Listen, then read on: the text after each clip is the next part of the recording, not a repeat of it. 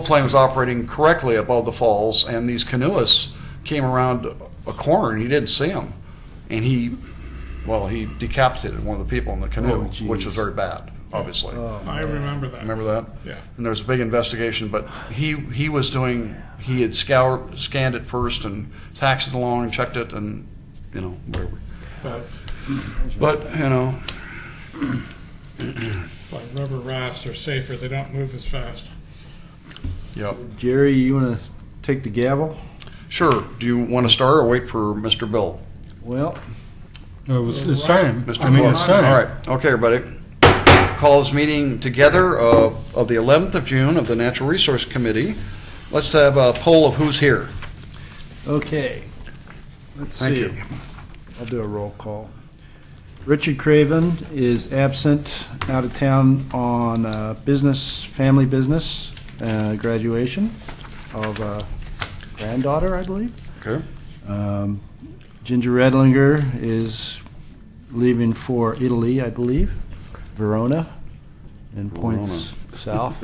Wow, that's a good line there. Good line there. They probably don't wear our kind of shirts, though. That's right. There's bound to be somebody. Let's see, one of the Doug Kansas. Neely, Here. Jerry Herman, Here. Bill Clark is absent. Brian Boyce, Here, And would you tell us about Dr. DeHart? I know where he is. Doug Just tell- DeHart. Let's see, what did he say? He's at Spokane? Spokane. Is that for a scholarly visit? Yeah. Yeah. Some kind of business thing. I Yeah. Understood. All right. We have a series of minute packets in our packet, in our submission from. can't vote on them because we don't have quorum. Can't vote on those, so we'll have to table But we can them. scan them, or do you want to just put them off? If you got some corrections, you could probably enter them in now. Right, that's a But good idea. Defer them to That's the a next meeting. very good Just so idea. we don't forget it. Right. The first one is in February, I believe, and then We have there's. one for January. No, I'm sorry, January too. And you have one for last year, which I Yeah, can't vote on. November. November, November? January, Wow. and February. Boy. Okay. Yeah, we're behind. Does anybody see anything that's calling your attention? That needs our attention. The only thing, I'll bring it up later, there was Sure. a request, I think, for a presentation on the natural resource overlay, and I presume that's going to happen sometime in the future. So it's a question, it's nothing to do with the correction of the minutes. Yes, we will want to do that, and I think it would be best to do it when we have a fuller committee. Yes, I All right. agree. Yeah. Any other things that call people's attention have been called to? I can't. I'd have to read this more slowly, but. Here's Bill. Good deal. My apologies. Good to see you. We didn't wait for you. Oh, We didn't yeah, for- we didn't it's for- a we big didn't- we didn't- closure we there didn't- going on. What's going We didn't on? wait for you. I bet. I think Jerry's about to adjourn the meeting, in fact. Maybe I another saw 20. somebody leaving there. Another 20. 99E, there's a fire. Yes. Yes, It it was. started on the shoulder and went up under the power line, up the cliff, and So it's Oh, up there. wow. So where, no access. where's the actual fire at? Or, It was on the cliff and then right at the top. But where, so just past main part of Oregon City before you get to Manema, or No, First down. way past Kanema. way Oh, past okay. Kanema? Yeah, halfway to South End Road Okay, intersection. yeah, that was the first impression, but Jerry got a different impression. Yeah. Bud's Towing's right below it. The tow truck people. No. that'd be for, No. it's Way beyond past Kanema, it's beyond Kanema, it's beyond that story. Way beyond. I think the it's Power on, lines go right up there. from There's the some substation. real steep slopes. Yeah. Yeah, Halfway between there's Candy that and rise. Racine. Oh. Right Yeah, there. so it was close to that park Okay. that isn't open. Wow. Do you know about This that could one? be on Kanema the Bluffs? Well, there's Metro Yeah. Kalaka State Park that's Yeah. closed down because the railroads don't want to let anybody go across the road. Oh, that's what's going on. That's what's going on with that. Yeah, yeah. The But, state started to develop it a little bit, put up big signs, and the railroad came down their throats. Yeah, because there's no way to get across the tracks without. I saw two guys walk out with a smallmouth bass that size the other night. Yeah, Oh, yeah. It's that crossing. That's Little Rock and Rocky Island crossing of Right, power lines. right. Yeah. Wow. So it's a little north of Rocky Island. Yeah, Yeah. I know what you're talking Yeah. about. I thought, okay, that's a much different place. Wow. Yeah, so, yeah, but there Way is. out it there. Well, says- you didn't tell us whether it was bass cooked from the fire? No, it was not cooked.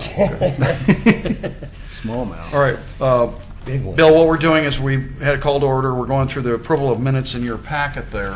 Right. It was nice enough to put together minutes from, You weren't at any of the meetings, so I don't know if you really need to review them. Oh, they didn't get you on the screen yet, so No, the benefit would be just just pick cover somebody. what we you can covered. shine in as Shaw. Well, I'm going to formally move This to is postpone, nice. the approval. You- Well, actually, we can't make any decisions, so I didn't move Well, motion. I Why, we think can't. We gotta. Now we have a quorum. You have Yeah, a quorum. I'm going to make a motion to postpone the approval of the minutes until we have a majority of people that were actually present when these minutes were developed. okay, is there a second to that motion? I'll second it. Second by Brian, any discussion? What's the consequence? I mean, No consequence. no We'll consequence. just have 4 instead of 3. Okay, all right. Okay, good. All right. So let's move on to, Oh, you gotta take a vote. I'm sorry, yes, all those in favor signify by raising your hand. Fine. Aye, good deal. They can't record raising your hand, I'm sorry. Jerry. Well, and say it too, I'm sorry, you know, okay. All right, so that was unanimous, I Yep, that's believe. unanimous, okay. Okay. Agenda I'm analysis. keeping up here. Agenda analysis, there's a letter in our packet which Brian and I put together. We're hoping to get the group to look at tonight and forward to Mayor Holliday, and the council will look at it later. And that's not on the agenda, but it's an item under new business. Okay. There's a presentation by the Cove that will go on in next month, so nothing else to talk about there. Is there anything from the group that you'd like to have on the agenda tonight that's not on the agenda? There's not much. I'd like to at least mention the Oregon City Parks Foundation. Okay. It Oregon doesn't City Parks have to take long. Okay. Brian will do that. Okay? Doug, anything? I have some announcements, but that's under communications. Okay. Okay. And then more communication at the end of the meeting. And how about you, Bill? Nothing. Nothing? All right. We don't seem to have any citizens make comment here. We haven't been causing enough trouble lately to get people here, I guess, huh? Okay, so we will forego that. Under new business discussion items, the ones that I just related to you are things we could deal with later. We could go immediately to old business if you want, or try to work through the new Well- business. What would you like to do? Well, I let's think you go- better deal with at the agenda as given and bring it at the, Yeah. before the comment. I don't think any of those are huge. Well, the letter might be. Normally, new business comes after old Yeah, I business. know, it's anyway. out of sequence, that's why I was Yeah, asking. so I would hold it and get All through right, our. so let's go on to old business here. Discussion of Oregon City municipal codes, regarding Natural Resource Committee. Pete? Okay. So just a quick update on the Citizen Involvement Council Code has been approved by the CIC. Brian knows a little bit about, well, Brian probably knows the most about this. It has not been up to the city commission yet, and the city attorney is reviewing it. A copy of that code is in your packet for reference purposes. And Where would that be in the packet? so you go, skip past the minutes, and the next page after that is agenda item 6A. There's a staff report. So how does this relate to the Natural Resources Committee Code? We're still searching for some direction with respect to the city commission and the mayor's desire to try to establish consistency amongst the advisory committees. I have not made any amendments to the Natural Resources Committee Code as it stands right now. Copy of the Natural Resources Committee Code is in your packet as well. That is Chapter 2.56. That established the makeup of the NRC, and it also repealed the tree committee. That code discusses the needed qualifications for the members, outlines their duties generally, and requires coordination with the Parks and Rec Advisory Committee. And it states that the committee should receive and may review and comment on all land use applications that significantly impact natural resources and related projects and policies coming before the City Commission and Planning Commission. And states that the Natural Resources Committee comments, if any, should be included in staff reports, shall be included in staff reports. So since there is some subjectivity or some ambiguity with respect to what a significant impact is on a natural resource, and also it doesn't state which natural resources and related policies should require comment, we'd like to engage the NRC in dialogue about this. Who is we? Staff. Staff, okay. Yeah. And with that, we'll discuss with the NRC, the current draft of the Citizen Involvement Committee, which was narrowly adopted at the last Citizen Involvement Council meeting. The new code section, which would provide a tremendously important framework for implementation of statewide planning goal 1, citizen involvement, could potentially serve as a model, at least in terms of framework and makeup, for other city advisory groups, possibly including the NRC. So we'd like your feedback on that code with a view towards how the NRC code might be improved or informed by it. At this point, very much a draft. So what are the areas that you feel, Pete, we need to look at as a committee? Well, I spoke with Tony Conkle about this before the meeting. With respect to the Natural Resources Committee code, I think let's look at that. Our And- existing, Yeah, your bylaws? existing code. that's on the back page, you might go over that. Yeah, that's on the back, last 2 pages. Last 2 pages. Yeah. Yep, there we go. There we go. Yep, you got them. It's a fairly short section of code. It talks about, the first section talks about the terms and staggered terms. And within that same section, it states that the members shall be trained in arboriculture, landscape architecture, or otherwise have an interest or demonstrated experience in tree care and urban forestry. The next section is the section that repealed. Yeah, where are you at? Oh, I'm sorry. 2 point what? 2.56010, which is now. 010. You see that? 010. Yeah. That's the establishment okay, all right. section. The next section was the repeal of the tree committee. I'm just going to stop. Okay, let's stop. Is this open for comment at this point? Oh, yeah. Let's We just- adopted these, did we not? Pardon? We as a group adopted these, did we not? Well, Or this is is this the new? existing. This is, This was in place to right. found the group. yeah, what this committee has adopted to date are the amendments to your bylaws. Okay. Well, let me ask All a right. question. Yes, please. Sure, Uh, yeah. Will the commission take any action at all before, even in looking at a draft, before we have our next meeting? No. Well, I was going to suggest to bring this back to us because Sure. Yeah. I should have just stated look at that. that first paragraph. Arboriculture, landscape architecture, or otherwise have an interest. That's fine. I think you need to be specific in terms of other areas of interest because Okay. those all focus on Yeah, that's very, Technical. trees and plants for the most Right. part.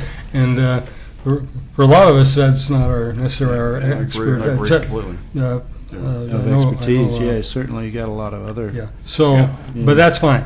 So we could actually have this brought to our next, the current code brought to our next meeting, and then discuss things that we might want to see that are just a little different. Yeah. Okay, great. Yeah. So we as a group and individuals specifically can look at the areas carefully, 2.56010 through All of them. 050, and make comment and come to the next meeting. But I'm still confused. Is this 2.56010 something we adopted this last? No, it's what was adopted that formed Us. this committee. Oh, I never saw this before.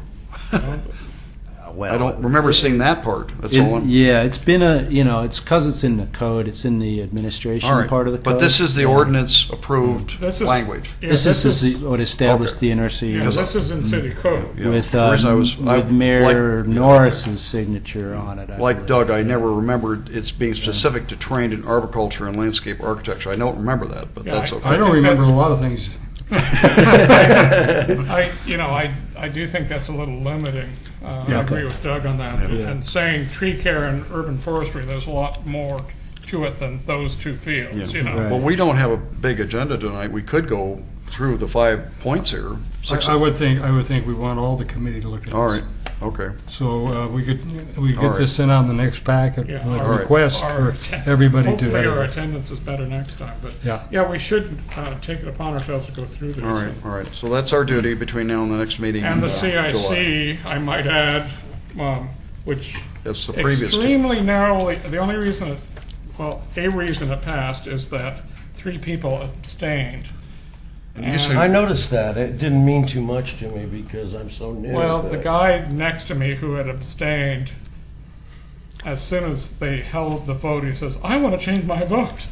And of course, the vote had already been taken, you know. But the people that abstained were just uncertain and wanted more clarification, so they didn't vote, really. And of course, they took the number of people that actually voted, and that's when it passed by 1 vote. Yeah. Okay, so Some, that's, somebody could have reintroduced a motion, but anyway.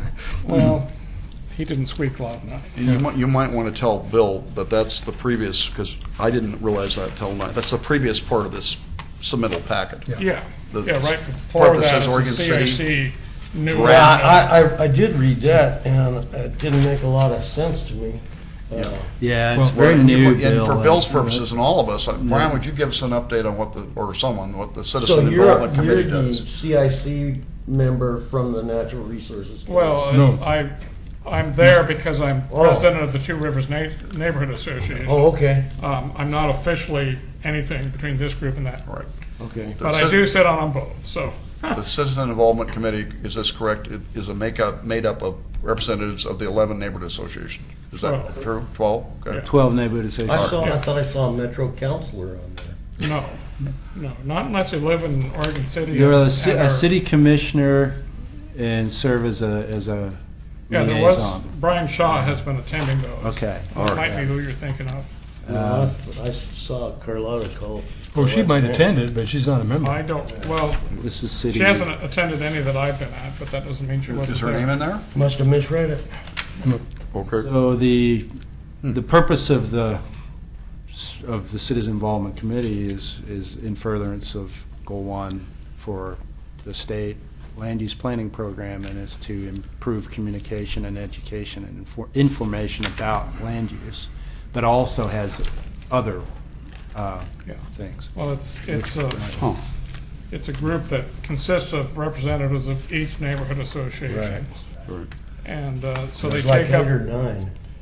no, there's a dozen neighborhood associations. Wow. There's one inactive, so I think it's in effect 11 right at the moment, but they're wanting to redo that, get that one going again. But, There were a lot. so the new rules here, a lot of which won't apply here, is to help educate the citizenry on land use planning and, how to comment and how to, read it and, all those things that people need to know. And it'll only take up issues if there's a complaint involving the CIC or an unresolvable complaint involving one of the neighborhood associations. That's the way this is written. And that doesn't apply here. But I think what the mayor wants is for us to come up with something where it could apply to us, to everybody sort of write some of the basic stuff the same way, pretty much. So, And we have to go through it and see what really fits and so on. Okay, so what would you call the CIC draft document here? Amendments to the Oregon City Municipal Code for what purpose? They're operating, or is this their bylaws? What is it? All right, It's can I not ask their a question? guidelines. This Yes, is for yes, sir. information, but we aren't CIC people. Why are we that keenly interested? Because it's new and just put in force, and it's being given to us as an example of what could be done or has been done. Oh, okay. Because it's actually been Yeah. adopted. I don't think in terms of duties or focus of the committee, it's going to inform your Yeah. amendments at all. The reason I'm similarly interested in what Doug just said there is that as you go through the CIC thing, 230.060 on down to the end, that reflects all the structure that we have in our bylaws. That's what membership is of that is how grievances are and conflict of interest are defined. We have in our bylaws all that stuff. And I think probably they're common to all bylaws, to almost all Yeah. committees. Yeah, they should be in. Yeah. I'm not sure that your bylaws do have grievance and conflict of interest clauses. Yeah. I think those are probably even legal definitions that they have to have. Right. Right, and that's part of the reason. Where would I find those? Probably on the website. The Bylaws, I don't think I've seen those. It should be on the NRC website page. Yeah, they There's a should be. link to it. Yeah. It is there. Okay. Yeah, and I can email them to you. Yeah. I can find them. Okay. The Yeah. first few on the CIC also apply to us. I think the main thing isn't to follow it so much as just to have the same order. So that it's simpler to jump from committee to committee, and understand. So, the membership isn't at the end. It's always, near the beginning and so on. Right. So that's my 2 cents worth on it anyway. All right. Okay, so we can't do anything with this tonight, but we do have duties to do to see how this blends or does not blend Right. with our bylaws. And I'm going to speak for Dr. DeHart, Right. even though he's not here. I know he would object probably to starting all over with bylaws. Oh, yeah. Again, we shouldn't have to do that, should Well, we? this isn't bylaw. No, but I understand that. Yeah, what I would like clarification on from the city commission, is a firm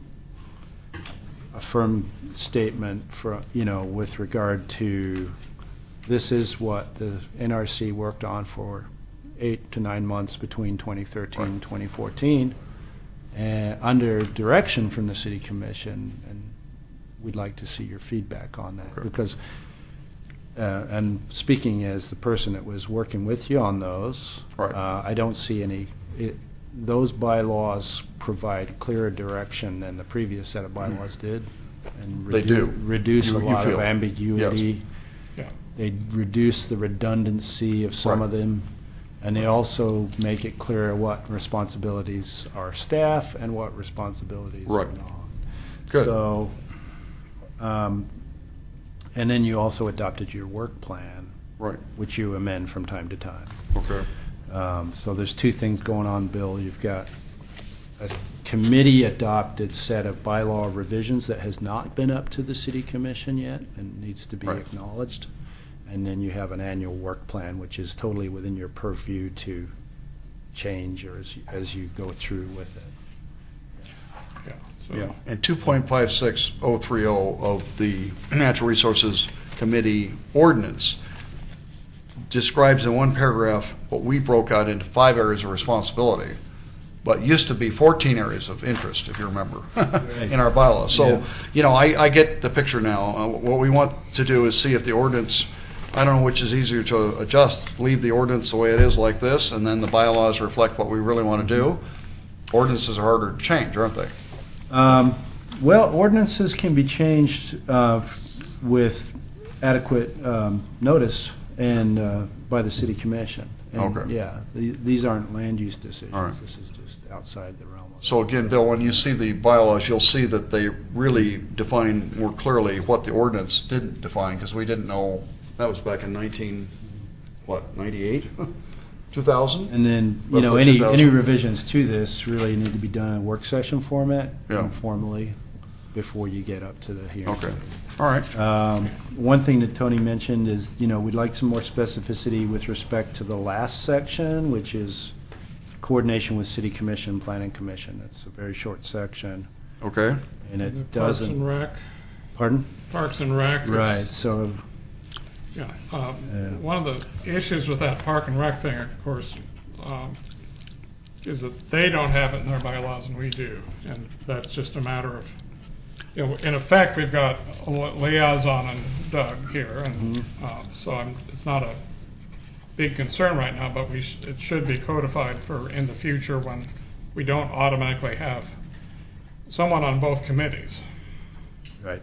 Yeah, are you on the Parks and Rec now? Yeah. Okay, good. I think it reflects part of the issue that we can discuss a little bit later. I think almost all of those other committees work specifically with a given department. We are working specifically with planning, but natural resources encompasses public works and Yes. encompasses parks and everything else. I think it's probably more critical that we have it in our bylaws that we be working with them. I think when certain issues come up, I think when things come up that can be flagged in agendas that we might have an interest in, perhaps one of us could attend the meetings or something of that nature. But I think that's what makes Natural Resource Committee somewhat unique and perhaps administratively something of a challenge, because our natural resources are really what, air, land, and water. So, I mean, they're broad, and I can think of all three of those departments, in fact, are dealing in one way or another with natural resources. Right. That's certainly true. Yeah. So, And, you know, we have had thoughts in the direction of, say, becoming more closely associated with John Lewis and his department. yeah. You know, so that's, Works. so that has been brought up in the past.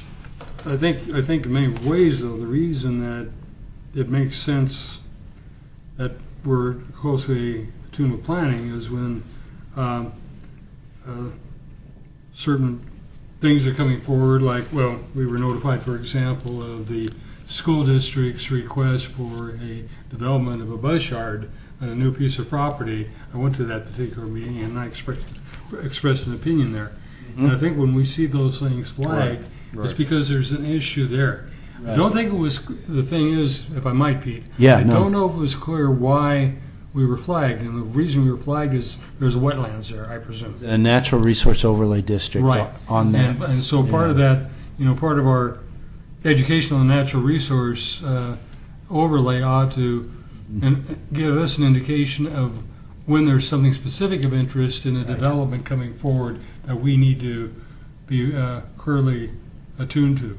Mhm. And so So, those issues would happen, I think, even if it was a city development, yeah, a new any park development. coming in and there was a natural resource overlay, or any city property that was coming in, would have to deal with those particular issues and would have to have a review of those specific situations. right, and these would And be so, just tied to when applications yeah, are submitted. right, Yeah.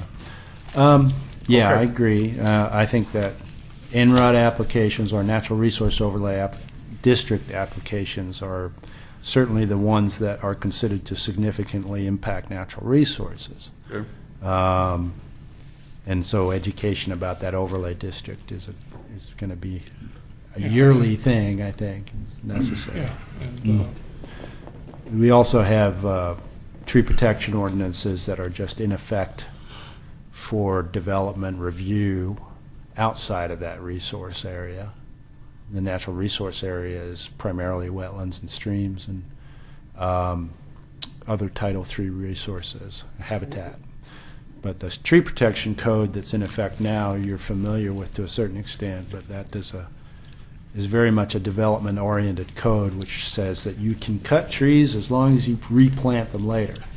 And the amount of replanting is pretty significant. We have a substantial amount of tree replanting that is done off-site because developers cannot fit all the mitigation trees on-site after development. So like a wetlands mitigation bank. Well, wetland, like I said, that's a separate overlay Right, review. But similar. yeah, potentially. Yeah, right. It's like that. Yeah. Yeah. Yeah. has anyone No, ever refrained from cutting trees because they didn't want to have to replant all those, however many it is? It hasn't been a significant deterrent yet. It's something that I think they factor into the pro forma of the development and say this is, how much it's going to cost us to Yeah. develop this site and factor that in. But there's also a mitigation fund which has been used for tree planting citywide, so Yeah. that they can pay into. How large is that fund now? Well, we just used a portion of it for the Arbor Day planting. And I think it wasn't $17,000. We probably used about $3,000 of it just for publicity Okay. and promotion. And then we also have a secondary fund from the city manager's office, which we call the Big Tree Fund. And that's about $50,000, and it's in the Parks Department budget. You haven't spent that But since there's last year? flexibility to use that, any city-owned property for, the preference is towards larger heritage-type trees for that, to Right. the extent that we can. We haven't used that yet, but we're going to use that for the Friends of Trees project later this For year. what? Friends of Trees Oh, partnership Yes, yes. with Barkley Hills and McLaughlin neighborhood. So we've got a contract that Tony is about to sign with Friends of Trees, and it's about a $35,000 contract for Friends of Trees to provide discount trees for people to plant in their planter strip and yard voluntarily. And they get them at a discount so they can actually get a lot more bang for the buck. And they handle the entire project from soup to nuts. Yeah. I imagine Yeah. they've seen our street tree list and all that. Yeah, they were actually did an informal review of the street tree list when we were going through that review process. So some of those species were from their list, but they have arborists on their staff. So they work in Portland primarily, but they're doing this regional expansion program back into Oregon City, and it's so you'd see that will be well, it's already started, I believe, but starting in earnest with cities' participation and outreach coming up here in mid-June. Yeah, and then the planting is in the fall. Yeah. It's the best time. Yeah. Yeah. If you've ever seen a Friends of Trees project, they like to do, well, they have done up to 300 trees in a single day in places like Portland, where they get a lot of neighborhood support. But I think they're shooting for about 100 property owners here, hopefully, to 100 here? Yeah. Yeah, which could be a pretty significant. We had them planting here several years ago when we did a lot of parking strip plantings in the McLaughlin neighborhood. I remember that. Individual property owners contributed $10 per tree, and they made up the difference. And so there were a lot of tree plantings Yep, at that I remember time. that. So the 35,000 will cover 100 trees, or are you talking about a lot more than that? Well, I think it would cover more than that. That. I mean, that's very expensive. Yeah, I mean I'm trying to think how much it is. Well, we don't need to get into that now, but I just probably should. Yeah, I mean, I don't know the final number. There's no final number on that. They're going to reach out to. There are approximately 7,000 residents in those two neighborhood associations who would all be getting letters and contacted, and they don't necessarily have to plant the tree in the street tree strip. They can potentially plant them in their front yard. Well, Yeah. okay. Yeah. So it can potentially, but we haven't signed the contract. $35 per tree is a $3,500, so $35,000. Some pretty expensive trees. Well, oftentimes they're planting trees, though, that have a substantial Yeah, diameter. if that's what Well, you're doing, that's pretty amazing. They have their own crews coming in and helping out Oh, and doing okay. it, and then they train neighborhood coordinators Okay. in each So that's all neighborhood to part of act the as an cost. ongoing and Yeah. they manage the program Right. and the trucks and the fuel and Right. and that sort of administrative support side of thing. Okay, well, let's get back to this business, what we're going to do with the the operating agenda, operating procedure for us, which is a resolution, the ordinance, and then the other. We will put this off until next month with the intention of trying to make sure that we address, I think the big issue is how our present ordinance unifies our bylaws into it. Is that what you're asking for? Plus then looks at more detail on the coordination with city commissions and so forth. Right. Those are the two areas you want to see? You as staff? Well, the other thing I think is that the bylaws should inform back to the code to a certain extent with respect to annual coordination with the city commission prior to the goal setting every year. Okay. And, you know, we need to be able to. The bylaws should be tidied up to include. Well, I think the bylaws already address that, things, yeah. but the code does not. Yeah. Let me put out, I think that we should be very sensitive to it. The only time I heard goals being provided in my time, there may be exceptions, was the Parks and Recreation Advisory Committee a year ago when they put forward some goals to the commission. Okay. And I think it's a great idea that those committees that actually are advocating for certain things set those things up in sufficient time that they can be looked at by the commission. Mhm. And I think you submitted your goals actually from last year, were seen by the commission. Yeah. Yeah. Okay. Yeah. Yeah. Okay. Um, All right. So, I don't really know where this is going at this point. I think we've got to get some more feedback from the city commission, and I believe that your draft right. letter here is going to. All right. Okay, so that takes care of old business. Was there anything else, Pete? No. All right, then under new business, we have a draft letter here, then we have a number of things that you all wanted to cover tonight. And the draft letter is something Brian and I worked together on, and it's in your, Well, we're going to cover that under new business. we're moving on to new business now. Okay. Yeah, now we're moving on to new business, right? Okay. Which was out of order. Normally, old I business. I reordered it. That's all right. All right, so under new business, we have a draft letter. I think it's in your packet there. Do you all see it? Okay. It's all, All right. And what if we take a minute and look at it? And the intention was to move things forward. Yep.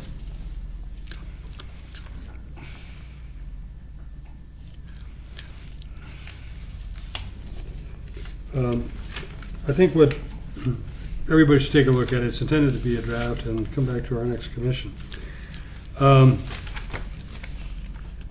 We are wondering if you see the value of having an internal assistance group advocating your needs, it's coming out almost as a defensive negative letter, and I don't think it should be that. Okay. How can we But change it? I'm not going to, but what I'm going to do is we all look at it, we suggest edits. I would say as you're reviewing your code and so forth, we see that the Natural Resource Committee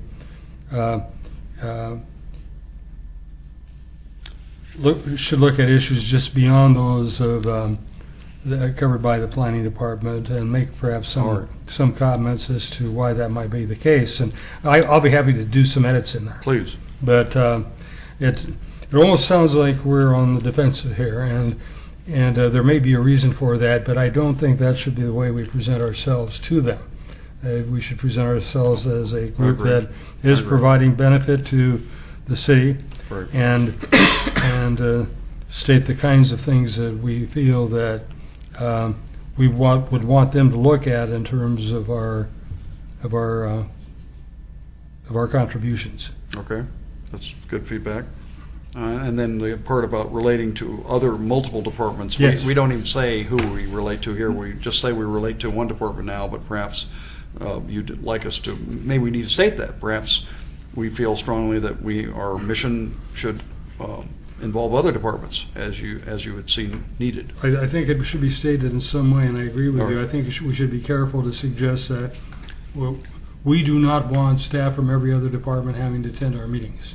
Absolutely. I mean, I think the planning, because land use planning, I think, is such a critical aspect, and that's where the natural resource overlays come into being in terms of development. I think this is still probably the appropriate thing, but when certain things are coming out of the other departments that are natural resource related, might want to have some presentation made to us. And I don't think we need to put a whole lot of detail what we're talking about, but we need to get the idea across. Okay. And so I'll just, I'll give some of my edits on it. All right, that'd be fine. The reason this happened was Dr. DeHart, Doug, and Ginger both felt these bylaws and everything are kind of hanging out there. We're not getting past a certain point. Let's move it forward, and I think that was the intention. So Yeah, I'm right on with you, Doug. That sounds good. So if you're willing to do some stuff, that's fine. So could you, I'm gonna ask you a question though, send an email copy of this, Yep. so, Yeah. so when we get it on, we get it on our agenda, but we can also get that copy ahead of time, so we can make edits directly into the document. All right. This Okay. was just done 2 days ago, so. No, you're- that's fine. you're- No, I have no problem Okay. with getting this forward. Okay, so the process will be, we'll send an email copy. Can you help us with that? Yeah. Of this Yeah. existing thing? Well, So you're making a decision And to then- move either this you forward? can send with it the- or I can send it, either one, Okay. doesn't matter. Okay. Brian was the one that, So you're going to edit it, send it to me? right. And I'll then we send will it have that as another task to have refined or finish next month in July with the intention is to move this to the mayor and the city council. Is that still Yeah. workable? Yeah, I think it is. If they're planning to have us there before we have our next meeting, seek to delay that. Yes. Um, We don't want that. we'd rather have a chance for them to see what we put forward There you before go. they make any decisions All right. on the ordinance. Okay, good. All right. So that's the draft letter. Then the other things were discussed, Brian would like to talk about the New Parks Foundation, and Doug would like to talk about some other communications. And this is when we would, is there something else you need to tell us?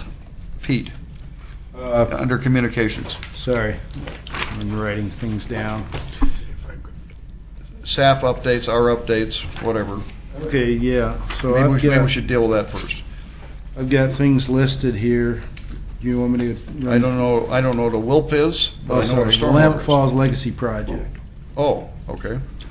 which, So Doug, you want to chime in on that? Okay. I'll skip to stormwater standards.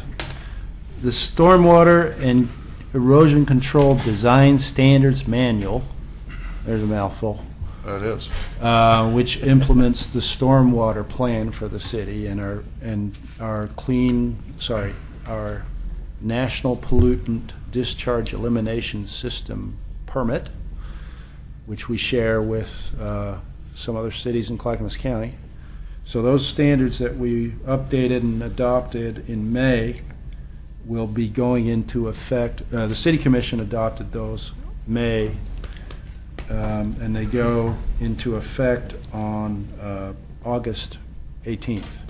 So there's a 90-day grace period, if you will. Any application for land use approval that is submitted to us before August 18th will be subject to the old standards. And Martin Montalvo had given a presentation about this, and they did a comparison case between a development that would be subject to the new standards compared to the old standards. And I think that it was the Little Cooperstown commercial property on Malala Avenue, where there's a sort of a strip mall back in there, and they have about 20% of the site which has to be landscaped per code. With these new standards, the majority of that landscaping would take the form of low-impact development, drainage swales, rain gardens, and such, Really good. compared to the development that was done, which includes a very expensive, difficult-to-maintain, privately owned Right. stormwater detention tank underground, underneath the parking lot. Cost comparison on that came out that I think the difference was about $5,000 cheaper in the comparison that Public Works made. So they are pretty confident that developers will be able to shoulder this burden of conformance to these new standards and still be, able to develop their sites well enough. There are some complications associated with the implementation because of the types of soils that we have, with a lot of clay and that sort of thing. So there is a hierarchy of priorities that starts with trying to implement as much of your drainage on site and infiltrate it into the ground as you can, unless you've got water quality requirements where you have to comply and put in special oil and water separators and that sort of thing. But they're moving forward with this. The big focus is on attempting to replicate the infiltration to a pre-development state that is based on a vegetation map that predates settlement, pre-settlement conditions, which is pretty high bar. And it's, if you look at that pre-settlement condition map, it has basically two zones, one along the river, and then everything else is upland. So, it's not super scientific, but it gets you into the process of establishing best management practices. And they have a tool for builders and developers to use to figure out for their particular site which is the best type of facility to implement, and then a whole bunch of different standards for each one. So, and with that came an update to the erosion control manual, and also a sediment control aspect to it. So that's a very technical document, and some developers several engineering firms and developers were involved in the public involvement side of that as it went through the process. How are they reacting? Are they favorable? I think generally favorable. They understand that there's really no alternative at this point for the city because we are under a very strict permit requirement to comply with total maximum daily load and temperature requirements for the Willamette River and Clackamas River, and so this is going to start feeding back into private development because that's where a lot of the impervious surface is going to happen on commercial and multifamily. I think what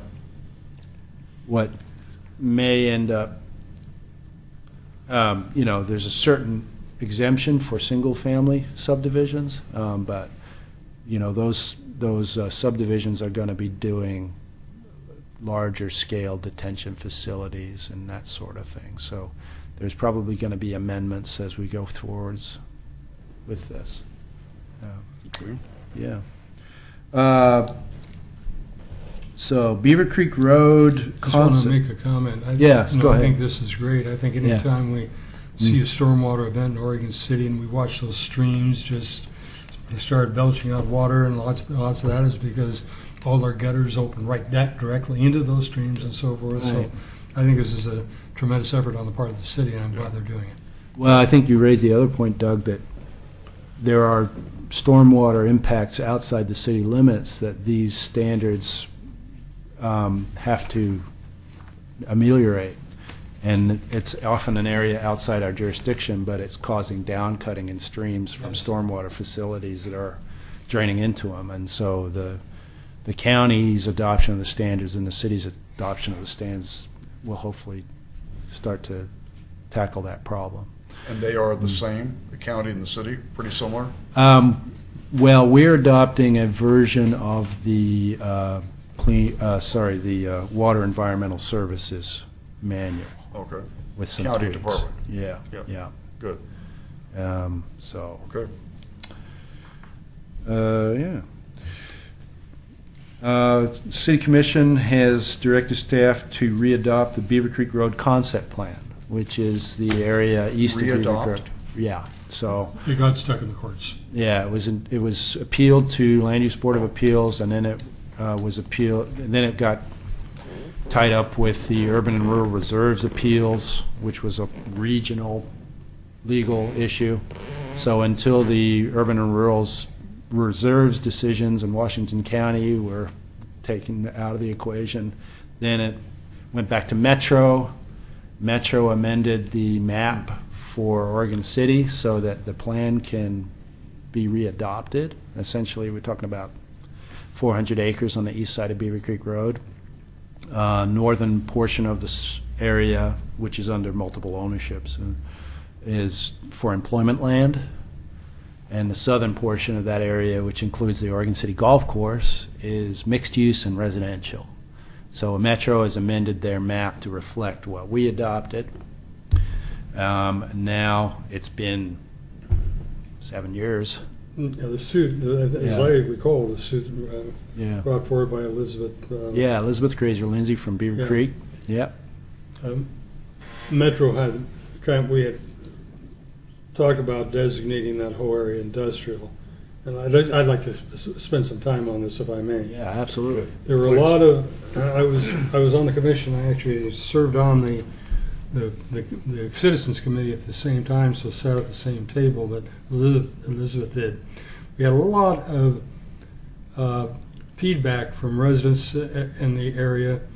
Fairway Downs development there, they didn't want to see industry across the way and so forth, so we actually had a approach where the basic way to look at it is, I guess, land, I guess you would say, west of Myers, north of Myers would North of be Myers, yeah. basically industrial. Then there'd be not actually, I think further away, but then there would be some mixed use commercial. The industrial kind of went behind that, and then right across from Fairway Downs, then we would have mixed use residential, and that did not conform to Metro's plan, but Metro had a person there at those meetings, and they agreed to it. But it was, since it was not part of their formal presentation, that was the basis of the suit.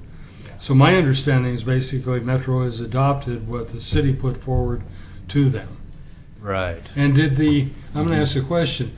Did our urban reserve boundary get changed at all in the process or not from what it was before? No, the urban reserves are the same. Okay. They're on the map. I'll just explain that for a moment, if I might. The urban reserve extends on to the property lines of the owners of property south of Enrici Road. And the reason that was done was not that we were trying to push into Beaver Creek, but that road would become our responsibilities in terms of developing to urban standards, and we didn't want to have a major arterial developed on one side to urban standards and on the other side not to urban standards. And so I was just concerned that that wasn't expanded, that urban reserve area wasn't expanded, but apparently it's not. So None of the reserves that Oregon City adopted was changed. okay. Yeah. So that was and the reserves map was readopted So Metro by has Metro. agreed with us, and basically then taken what we've done, and then we have to redo it simply because We Metro still have has- to show compliance with Title 11, Yeah. which is the Urban Growth Boundary Expansion Ordinance. So if we're going to annex this property and develop it, we have to adopt a concept plan. But due to the appeal, we got stalled. So now we're past that. We are potentially subject to appeal in anything we do continually by Beaver Creek Hamlet because the direction that was given by LUBA was strictly on the industrial lands issue and the reserves issue. So it didn't address public facilities or anything like that. So Elizabeth's concerns, were they largely met or no, no? Not at no, all. she was opposed to what we did. Okay. No, I think, All right, I thought there was some compromise there that is a- occurred. No, No. the compromise occurred within a major group of stakeholders, Okay. Right. All right. and there are about 2 or 3 people from Beaver Creek that opposed it. Okay. Right. So Right. the golf course has come in for a pre-application conference. They would like to annex and develop. They got turned down on 2 annexations before by the public. 2016 is the election, a free annexation election. So we're going to start the process of That could be the next. that could be. Elizabeth will take every land use decision and take it to LUBA. Okay. Yeah. Every one of them. She's already done it on a development there. And, Well- yeah. So, we have to go through the steps of readoption. We have to continue to. I must say, I ran across in, yeah. I think your library, Oregon State Library, of the history of Beaver Creek's attempt to become an incorporated city. And Ed Lindquist was leading this effort when he was the county commissioner. And it's amazing the dialogue that's in there between, I think she's even in there at that point, trying to figure out how to, if you want urban services and you want the kind of, support from the county at that time, you need to, we can't give it to you. You might want to incorporate into a city. And this huge discussion took place. It's really interesting. Look at But, this. since 2008, we have adopted several updates to our comprehensive plan, including the transportation system plan, which Yeah. looks at Beaver Creek, the sewer master plan, which looks at Beaver Creek, and the Water Master Plan, which looks at Beaver Creek. Beaver Creek isn't urban developed. I mean, you've got areas where you got several houses along a single Yeah. street. That's rural. So the, It is. Well, yeah, Oak Grove is the one that should incorporate. Well, but, Yeah. So the concept plan area has been largely incorporated by the public facilities planning that we've done since 2008, but we need to go back to Metro All right. and back to DLCD and say that we've done it.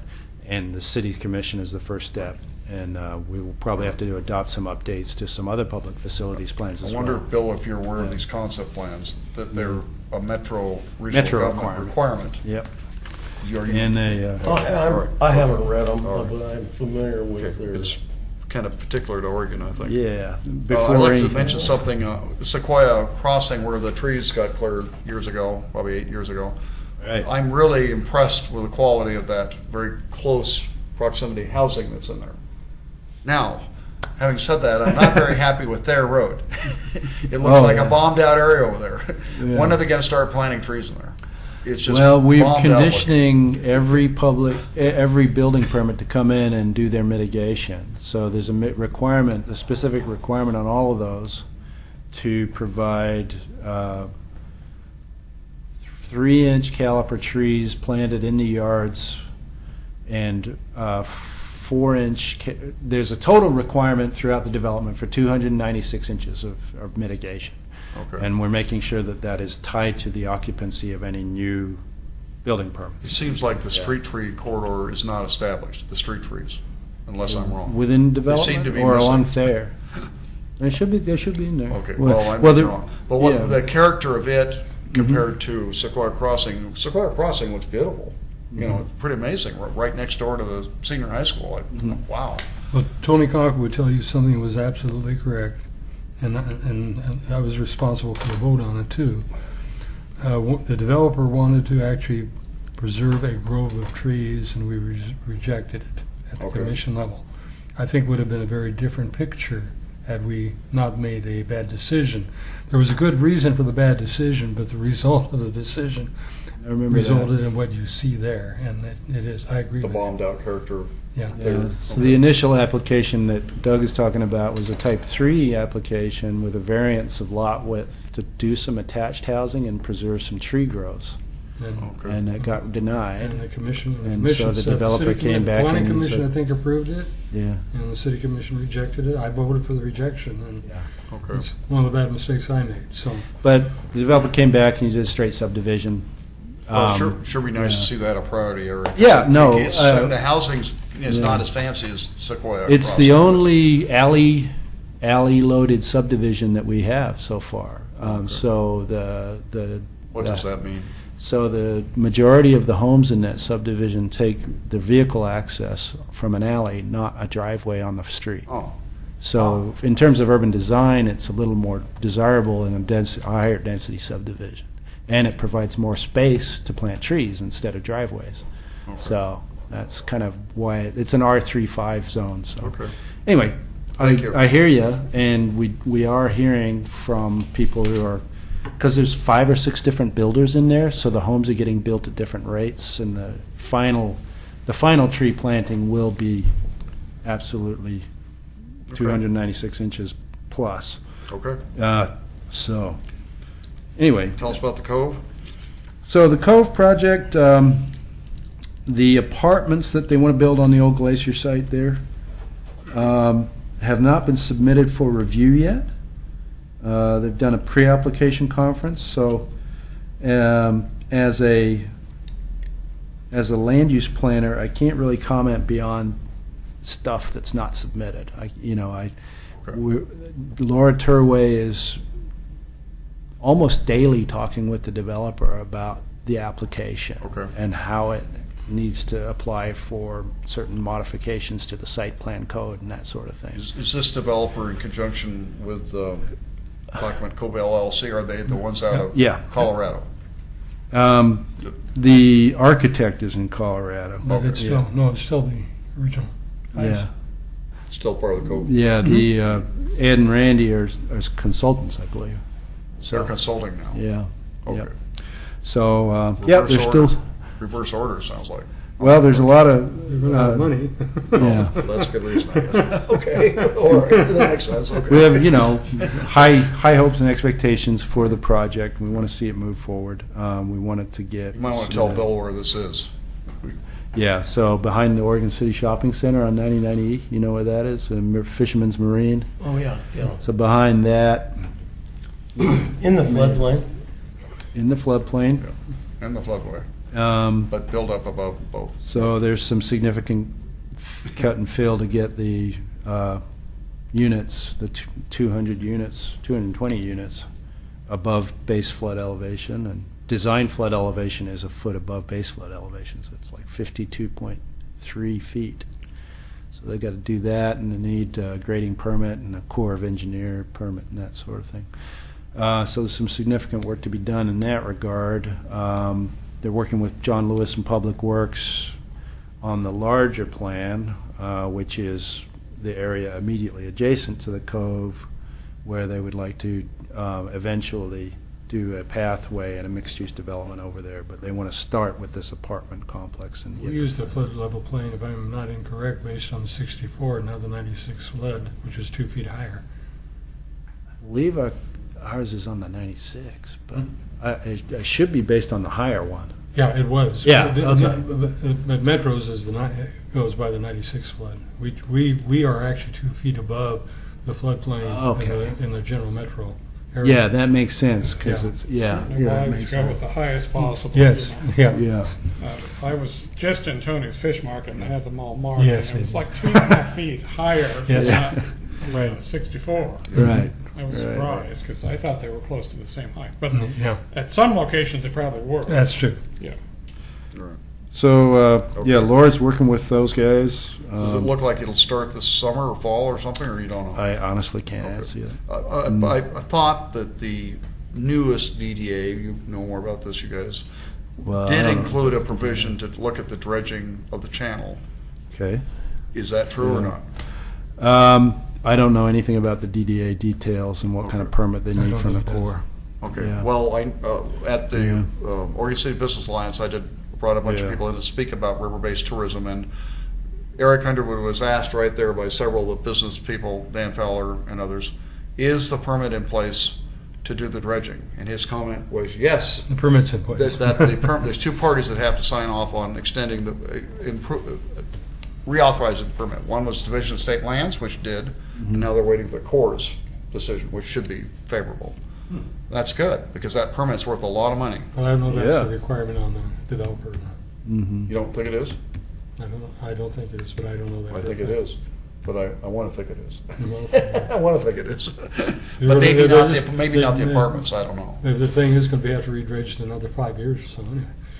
Yeah. Yeah, I mean, the balance, there's a no net fill requirement, so for them to actually do the apartments, they can probably provide a calculation that would satisfy the city engineer. However, that's not related to the dredging permit per no. se. Yeah. Yeah, what the deal there, Bill, is that the cove naturally had exchange of tidal flow, and it doesn't exactly work as well as it used to. On the other hand, the cove is higher by 5 feet than it used to be. It's a higher lake than it used to be because the groundwater infiltration seems to reach a height of 5 feet, will allow it to be perched higher. So, I'm not going to say it's a huge issue, but, if somebody keeps talking about bringing big craft in there, which the developers always do, Oh, they they'll have to bring them in on trailers. Big trailers. That's all right. All right. So you're going to How can the streets handle You'll any only more be using traffic? kayaks. That's fine. Kayaks are 99E and ODOT in particular, they've been very close to this project. They're waiting to see an application. They do come to the pre-apps and they talk about the trip model that they use. There's a little bit different requirement for the area down there because it's part of the regional center.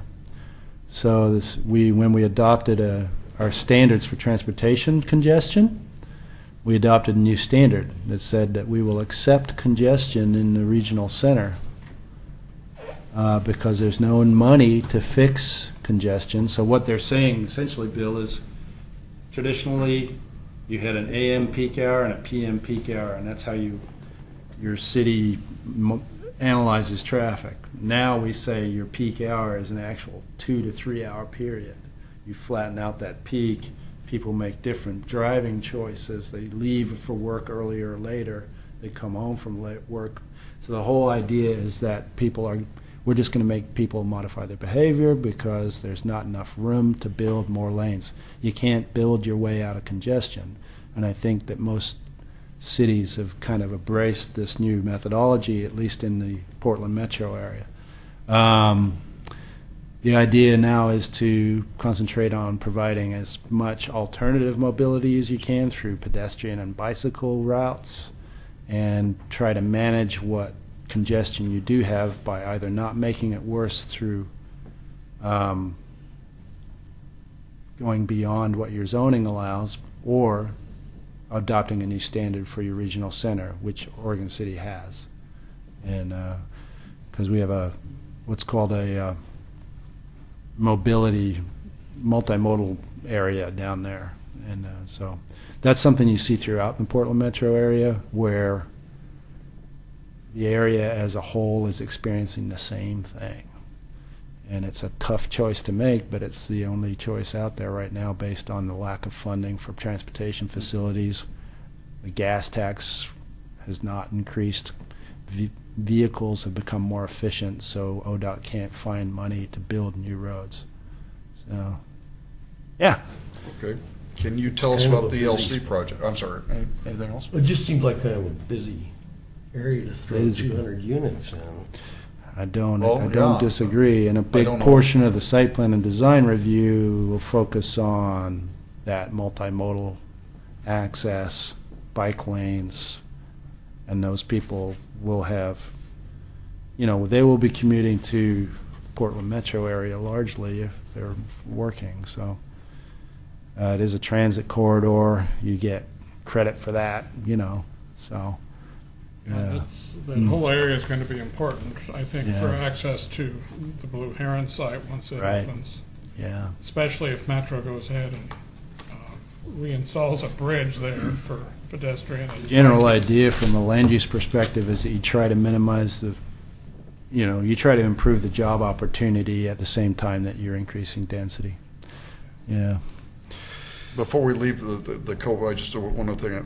What about the connection to the shopping center? That was supposed to be something that was planned, but I don't think Fisherman's Marine is planning on moving out of there, and then they're right in the middle of Right. it. Has that been considered important or not? It's something that staff is going to be pushing for in the site plan and design review, Okay. because it's a fundamental part of the Riverfront Master Plan, which was adopted a long time ago. Right.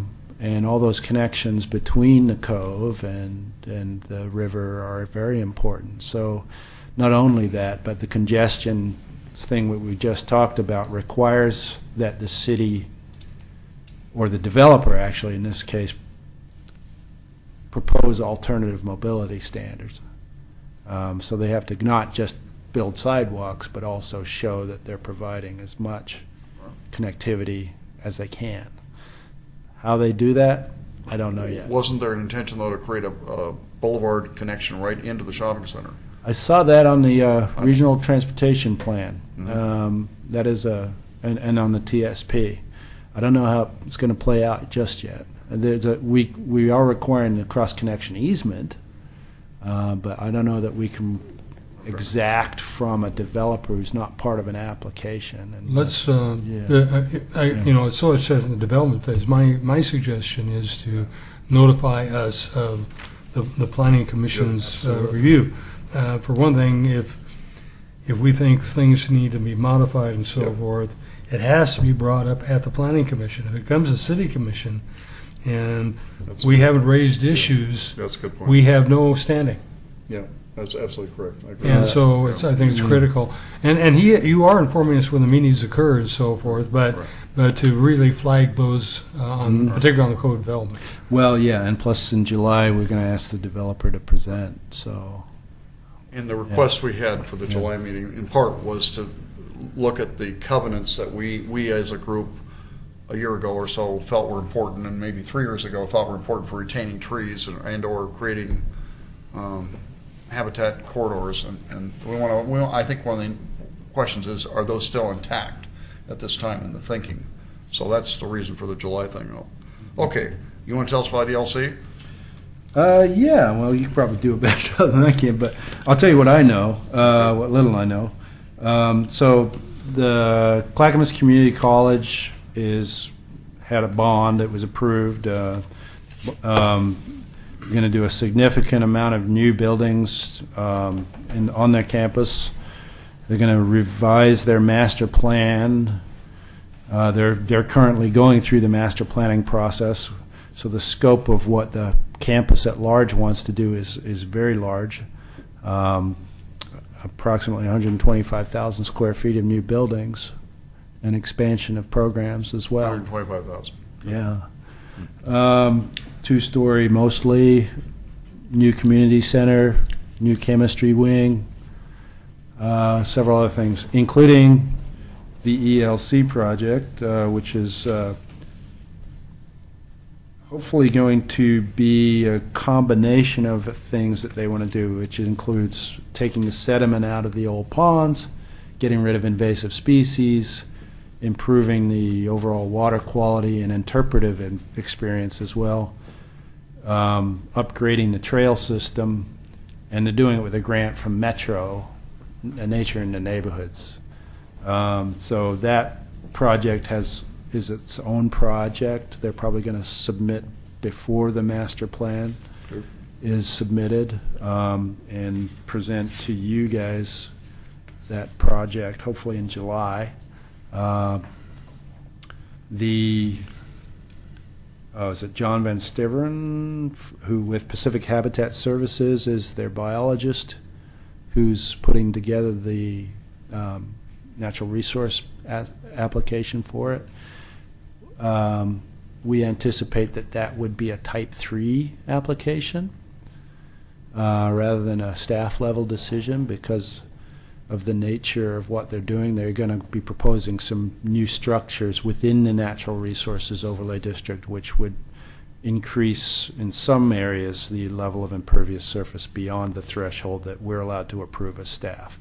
So it's going to need to go up to the Planning Commission and the Natural Resources. So it would have to go Committee. to Planning Commission? Yes. Okay. Yeah. Okay. I anticipate that. We haven't had a pre-application conference with them yet, but we've had emails and informal conversations, and it's just allows them the flexibility that they need to propose the level of activity and mitigation for that area. It's funny, it's, whenever you get a Metro grant, Metro is required to follow the Metro code, that they made us adopt. So, they want to do the right thing. And it's in some cases, they want to get as close to the wetlands as, 9 feet in some areas where they would do a bump out for an interpretive area and that sort of thing. The code has a maximum buffer of 25. So if you shrink that down, then you're automatically going up to the Planning Commission. I'll make a comment. Sure.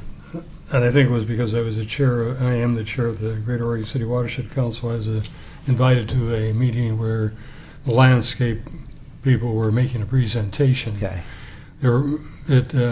Joanne Trisdale was there as part of the audience. She thinks it's a very important project, but there were one of the things mentioned. They figured there were only about 5 or 6 trees they would have to remove, so that wouldn't be a major thing. The picture that they were showing there, I posed the question. I said, "You're treating it as strictly a stormwater facility. Do you visualize that there are going to be permanent water features there?" And they said, "No." And incidentally, Allison Heimowitz was there too. And I pointed out that from the general community, and I think also from the community in the college, those permanent wetland features are an important feature. And then Allison pointed out that apparently there was a spring there too. Do you know about that? Yes, I know. So these are things they didn't take into account, and I think they're going to come up with they're going to come back to it because it was pointed out that the study was done of the species that existed there permanently, and red-legged frogs and northwest salamander all lay eggs there. They all need, well, They'd all be history. yeah, they're all. The northwest salamander can take one of two forms. It can be as an adult in its juvenile phase, that it just doesn't come out back on land, it keeps its gills, or it can come up and lose its gills. So some of those they need some permanent wetland features, water features there, and I think they're going to take that into account. I think. Yeah, I mean, most of that area is within the Natural Resource Overlay District. There's a delineated wetland that is touching the majority of that, and our code says that if your new wetland boundary that you delineate touches the adopted wetland boundary, then the buffer will encapsulate all of that. So, the code is pretty strict in that case. Yeah. I don't know what was there before. They made some statement about, well, to go back to the way it was. I said, go back to the way it was when Smuckers was there. I mean, Yeah. When Smuckers was there, it was flat area with 2 square ponds, but it's much different than that. And they put the Yeah. ditch in, right? And then, Yeah. And Shaw got me involved in this too, asked me Yeah. to come and help her back in January, and I was asking some deep questions. Are you sure you want me involved, of Joanne Truesdale and others? And they assured me they did. But then when I found out that there'd be no open water, I was getting very concerned. I think I called you. Yeah. But we're still working together. And John Van Staveren and Shaw and I walked through with 2 other wetland scientists about 3 weeks ago, and they're first saying, well, the boundary that we've been given is the footprint between the south end by the athletic fields and the back wall of the art department. But there's another 600 feet of area that we improve streams that are all functioning, or did, to detain and so forth. And then there's the art garden that's still there. Do you want that to look ugly, or do you want it to look a little more attractive? And they all agree that the whole thing should be treated as a unit now, which was a real accomplishment. So, and then John said to us, each architect has their own statement they'd like to make on the land. And I said, well, That's I did true. too when I was involved in this thing. But I was the one that directed the work up there for 20-some years. And my statement was, a lot of open water and things like that. I didn't know what I was doing, but I was trying to, create something that was an attractive feature. And then it really finally came, is this being thought of as a stormwater feature? And John said, well, that's how the college thinks of it. But now they're hearing from the board and other people that liked it, historic board people that like the open water, that really it's an art project too. That's how it happened. The art department was there too. So I really feel like it's coming in the right direction. Well, yeah, I think with the guidance. And we're going to hear from John, is that right, in July? Yeah. He's going to come in? Yeah. He's a great wetland scientist. He's very good at what he does. Yeah, he did respond back and Yeah. said. All right. Plus, the Nature in the Neighborhood grant has several requirements that you know about. You got to Yes. have a public involvement and interpretation aspect to it, and Right. it also has to benefit segments of society. There's a Are you there's on the a, Metro there's a, Enhancement Committee? No. Okay. There's a Well, kind of they a have s- a request in for $25,000 to college okay yeah. tomorrow night to be heard. All It's right. one of the. All right. Okay. So Any other member we have reports? communications from Doug and Brian and Bill about what you think about living in Oregon City. Any communication? It's time for us to communicate. Well, I did have the stated desire to talk about the Oregon City Parks Foundation. Okay. And I just want to briefly mention it. There's been 2 meetings. They're going through, they've already applied for the state business license, which is one of the first steps you do to set up a nonprofit. They're getting the actual forms for the federal level approval, which will take half a year or so. And so there's a group of people there that want to see something happen, and what that is to support Oregon City Parks becoming an excellent park system that is maintained and can expand. That's really the overall goal. And I didn't bring it with me, but there is an actual goal statement that incorporates those concepts. Okay. So there's a number of people that like it, are helping get things done so that it moves forward fairly quickly. So But there should be a presentation coming from that group in the next few months to ask for our support in doing that. And they're already working with Parks and the PrAC board. So they like to go to PrAC and also come to us. Well, they're already at PrAC because it includes Okay. several people from there. Okay. Yeah, so, and it grew out of discussions at PrAC originally, I understand. Okay. So, anyway, so that's what's going on with that, and more to be heard from in the future. Okay. Okay. Doug. I already mentioned the ELC meeting. There's a hidden lake development. It's it's the one there off of Redland Road. Yep. The Greater Oregon City Watershed Council identified as a possible major constraint a diversion system off of Abernathy Creek that goes into that lake. That diversion system goes way, way back, long before we had laws to cover it. There apparently was an amusement park out there back in the Frog 1960s. Pond something. Was that it? So Frog Pond something. That's all. Yeah. Anyway, the lake is created by a levee that goes along Abernathy Creek. We, some of us got a hold of Kent Ziegler, who is the developer of that land, and he went on site with us. The dam has had a blowout, which means, of course, that they will have to seek any permits for trying to reestablish it if they're going to seek it. But the Greater Oregon City Council, your Greater Oregon City Watershed Council, like all watershed councils, tries to work with the landowners on projects. So we're seeking to do that in a way that it does not inhibit fish migration. Okay. It has, Good deal. their feature there was just to draw, added a diversion off the dam, just took water right into the lake, which is a warm water body once it gets there.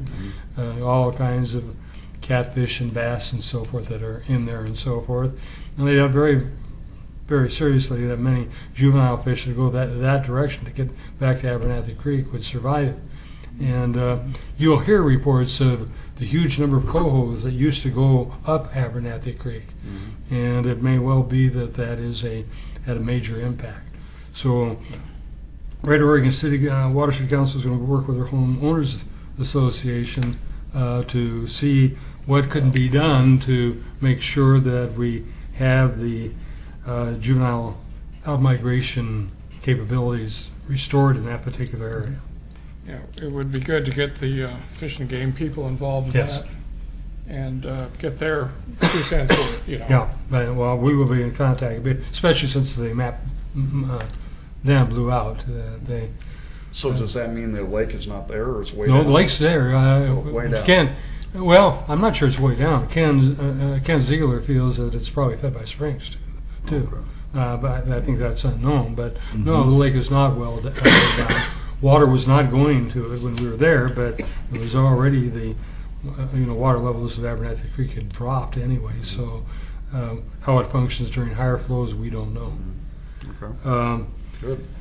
The other thing is that we're, on the 23rd,